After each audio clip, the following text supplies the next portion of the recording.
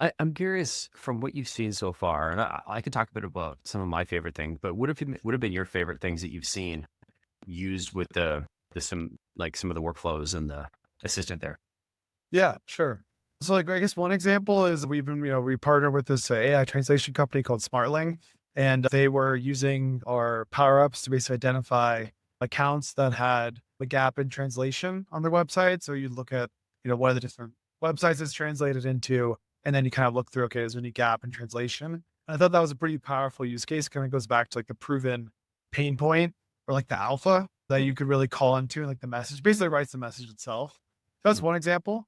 Another example is really interesting is like kind of this like a competitive advantage where you basically use a power up to determine, what is a competitor of of this company doing in like, your service area. So in case for Paul, it's like lead generation. And you basically like in the email call out that like, hey, uh, if you're targeting a company, like, hey, like your competitor is doing, XYZ lead generation, working, let's say with like, whatever, some AISDR company or whatever.